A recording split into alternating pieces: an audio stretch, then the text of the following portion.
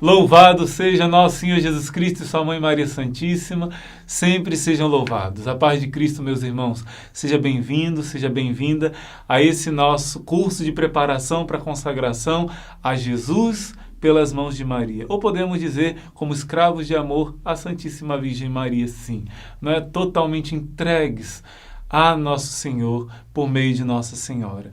Então, nessa, você já percebeu que nós estamos como numa segunda fase, numa segunda etapa dessas formações. Antes nós vimos todas as formações introdutórias. Agora nós estamos tendo formação sobre o desapego do mundo. Esse está sendo o assunto desse momento agora. A irmã Maria Raquel falou para vocês, lembrou que todo cristão, fundamentada na palavra de Deus, ela mostrou, todo cristão combate o bom combate. Luta contra a mentalidade do mundo, contra o Deus deste mundo, o príncipe deste mundo, né? Como Jesus mesmo chama o demônio, e diz, o mundo jaz sob o maligno. O mundo está sob um certo domínio do inimigo. E quando fala, não é odiar as pessoas, não é odiar esse mundo criado por Deus, mas é desprezar a mentalidade mundana. Né? Essa mentalidade geral, nem sempre aquilo que todo mundo está fazendo ou pensando é o correto. É a diferença entre o normal e o comum. O que é comum? Comum é aquilo que muitas pessoas estão fazendo. Isso é comum que aconteça. Um pecado, por exemplo, um vício, é comum que todos façam isso. Mas não quer dizer que por ser o comum é o correto, é o normal. A Bíblia diz em Deuteronômio que não devemos seguir a maioria quando é para fazer uma coisa errada. Não, nem sempre o comum é o correto, é o normal. Então, esse seguir a mentalidade do mundo, quando você tem uma experiência com o amor de Deus. A irmã Maria Raquel dizia, quando você tem uma experiência com a palavra de Deus, a palavra de Deus te poda. Ela rompe na sua vida aquilo que não faz parte do reino de Deus. Se você não tem uma experiência pessoal com Jesus, uma experiência do amor de Deus, uma experiência com a palavra de Deus, fica mais difícil você romper com as coisas do mundo. Mas tudo que a irmã falou de romper com as coisas mundanas, sempre o cristão deve viver. Mas hoje, nessa formação, quero dizer um detalhe. Nestes tempos que nós estamos vivendo, é muito mais forte essa necessidade de romper com o mundo. É muito mais forte uma mentalidade errada e mundana dentro da igreja e no mundo em geral. Nesses tempos em que nós vivemos, meus irmãos, se tornou muito mais feroz a luta. Por que essa luta tão feroz? Muita coisa que a gente vive hoje, coisas do mundo, mundanas, entraram dentro de nós. E nós estamos acostumando com coisas erradas. Vou dar um exemplo. Aqui próximo, não tão próximo daqui do mosteiro, existe o aeroporto. Né? Quem mora perto do aeroporto está acostumado já a dormir com aquele barulho. Passa o barulhão do avião saindo, o avião chegando. Agora, quando vem uma pessoa de fora dormir nessa casa, se torna mais difícil de dormir, porque não está acostumada. Nós, infelizmente, nos acostumamos com muitas coisas que não são do agrado de Deus. E este nosso período, esse século que nós vivemos, foi um período que muitas coisas ruins aconteceram e nós acabamos achando normal. E as mentalidades pagãs entraram na música, nas danças, na maneira de vestir, na arte, na política, na área profissional. Quantas coisas erradas, desonestas, mentirosas entraram. Nós estamos vivendo num período pagão, um neopaganismo, e mesmo dentro da igreja. Muitas vezes nós somos batizados, mas nós somos, de certa forma, pagãos batizados. Não exatamente católicos. Por quê? Porque uma mentalidade entrou. Vou dar um exemplo para vocês. No ano de 1997, foi um ano que muita coisa interessante aconteceu. Um senhor conhecido nosso, né? Ele viajou uns 3 anos antes desse ano para fora do Brasil, né? Aqui na América Latina mesmo ele viajou, não lembro se foi para o Chile ou para a Argentina, e ele ficou esses anos fora. Quando ele retornou para o Brasil, ele ficou assustado com a diferença nesses 3 anos de coisas terríveis que ele começou a perceber. Ele percebeu que as jovens da idade da filha dele, antigamente, alguns poucos anos antes, tinham vergonha de ser dito, de ser descoberto que elas tinham perdido a virgindade. Tinham vergonha disso. E agora ele percebeu que as jovens tinham vergonha de dizer que eram virgens. Percebe os valores que foram trocados? Nesse ano de 96, eu me recordo de uma banda que ficou conhecida, com muitas brincadeiras, falando das crianças, falando de palavras de orgia, falando de palavras baixas, e as crianças dançando, cantando aquilo, e de repente essa banda tem um acidente terrível. Um avião cai com eles, e até na internet se espalhou a foto dos corpos deles, com os órgãos para fora. Foi uma morte muito feia, mas com Deus não se brinca, com as crianças não se brinca, e todos nós achamos normal dançar aquelas músicas e cantar. Virou uma febre nesse período de 1996. Mas antes disso, aconteceu a Revolução Sexual. Muitos não sabem, mas a Revolução Sexual foi fruto de toda uma ideologia marxista. Muita coisa entrou, e Nossa Senhora não disse em Fátima: a Rússia vai espalhar os seus erros pelo mundo.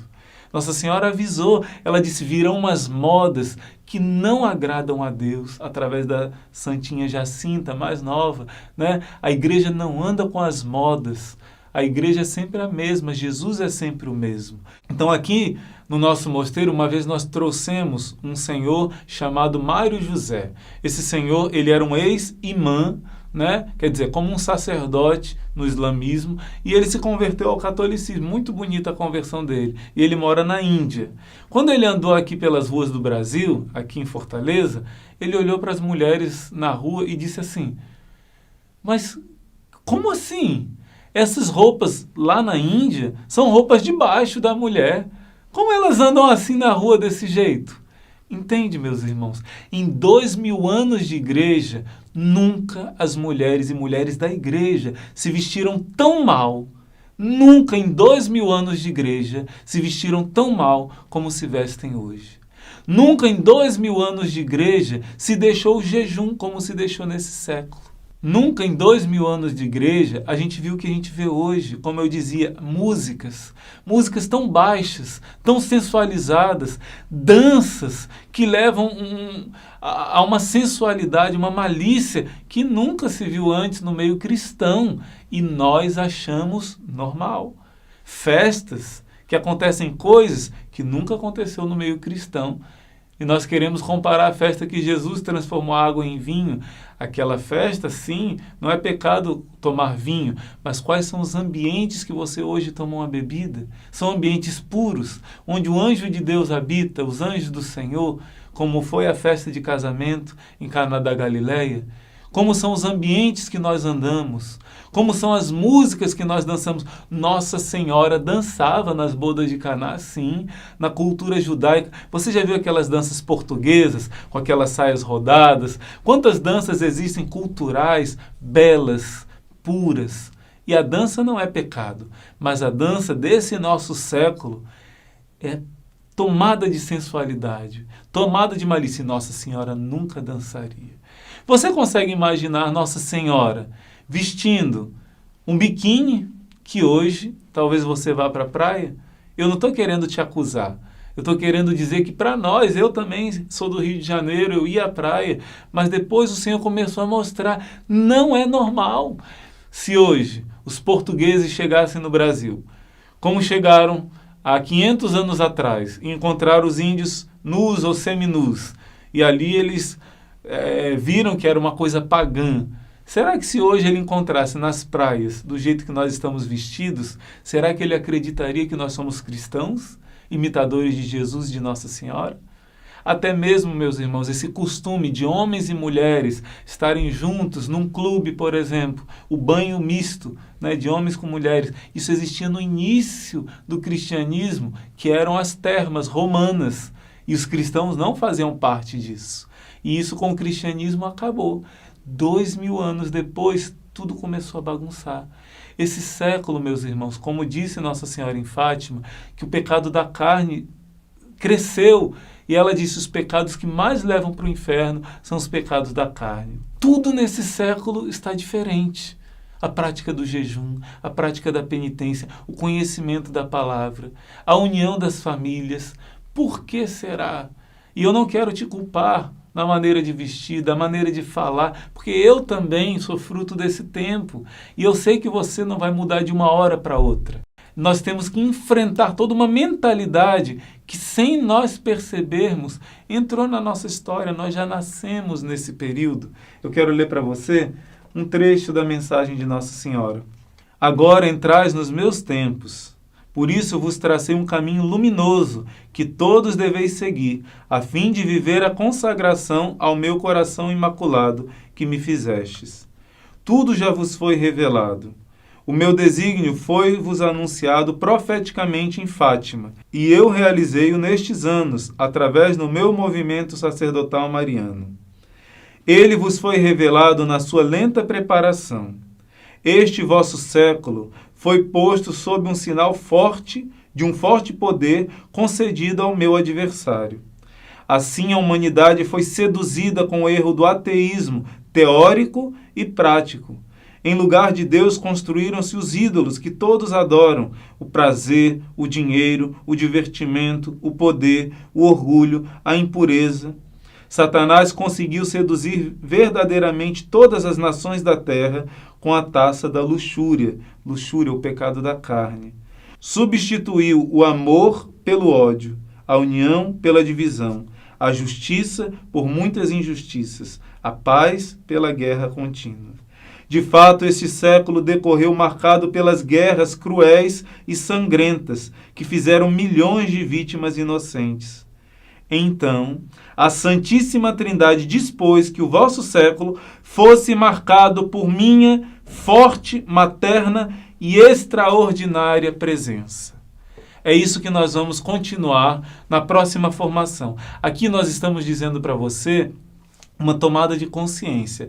Saiba, Padre Pio dizia, nós não podíamos ter nascido num século pior do que este. Existem sempre combates na igreja, mas existem períodos de mais batalha e períodos de mais tranquilidade, de um respirar, né? E esse período foi profetizado como o período mais difícil, sim. Nossa Senhora diz, esses tempos estão piores, 1000 vezes piores do que o tempo do dilúvio. Nós nos tornamos uma grande Sodoma e Gomorra. São tempos muito difíceis. Por isso você, jovem, né, rapaz ou moça, que na sua escola, na sua faculdade, dá o seu testemunho de dizer, eu vou casar virgem, né? Você que é casado, que diz, eu sou fiel à minha esposa, você já é Marte. Tão Marte quanto Santa Inês, tão Marte quanto Santa Cecília, porque nesse ambiente que nós vivemos, falar de fidelidade, falar de castidade é ser herói. Vou dar um exemplo para você. Santa Maria Gorete morreu por causa da sua virgindade. O rapaz chamado Alexandre, seu vizinho, colega, né? Ele quis abusar dela, ele quis ter relações sexuais com ela. E ela disse, isso é um pecado horrível, o pecado de fornicação, o sexo fora da bênção do matrimônio.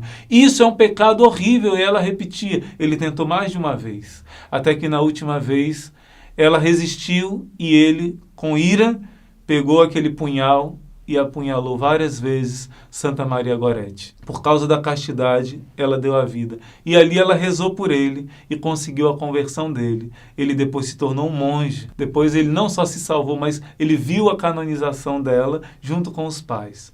Depois dele ter matado essa jovem, perguntaram para a mãe dela, Dona Assunta. Dona Assunta, a senhora está triste com isso que aconteceu? Ora, que pergunta, né? Claro que ela estava triste. Uma pergunta um pouco estúpida, mas ela teve uma resposta sábia. Ela disse, sim, eu estou muito triste com isso que aconteceu com a minha filha, mas eu estaria muito mais triste se ela tivesse preferido o pecado mortal. Se ela estivesse viva, mas se ela tivesse caído no pecado.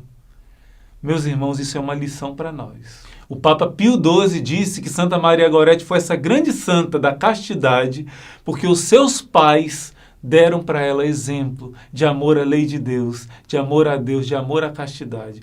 Portanto, meus irmãos, preferir a morte corporal de um filho do que ele perder a salvação eterna, do que ele correr o risco de ir para o inferno, ofendendo a Deus com um pecado mortal.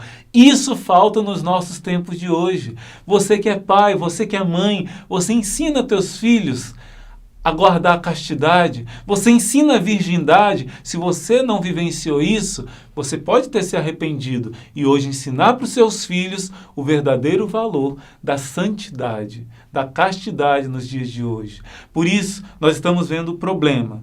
Por que esse século, né? Nós explicamos já na Quaresma de São Miguel, foi de certa forma entregue a um poder maior de Satanás. E qual a solução para tudo isso? No próximo programa nós vamos mostrar como Nossa Senhora começou a aparecer em várias datas nesses últimos séculos, preparando esse tempo de batalha e dando as armas e as soluções para esse tempo difícil. Por isso, não se desespere. Eu, como você, sou fruto desse tempo e nós estamos assim permeados desse ambiente pagão. Aos poucos nós vamos entendendo e com a luz de Deus e com a ajuda do Espírito Santo nos libertando de tantas coisas mundanas que nós acostumamos. Com a graça de Deus, nós vamos vencer todas as batalhas e não vamos ser santos pela metade. Com a graça do bom Deus e com a ajuda de Nossa Senhora, seremos verdadeiros escravos de amor da Santíssima Virgem Maria. Seremos verdadeiros consagrados a ela e entregues a Deus completamente pelas mãos de Maria. Ela é a solução para esses tempos difíceis. No próximo vídeo nós vamos ver o caminhar das soluções que Deus nos deu através de Nossa Senhora com as aparições marianas. Até o próximo encontro com a graça de Deus. Peraí. Desligou já? Não, peraí. Eu esqueci de falar uma coisa, gente. Não deixe de se inscrever no nosso canal. Só de você apertar aqui esse bichinho, inscreva-se. E se inscrever no nosso canal, você está ajudando a essa obra de Deus de ir para frente, tá bom? Deus lhe pague, Deus abençoe e até amanhã, se Deus quiser.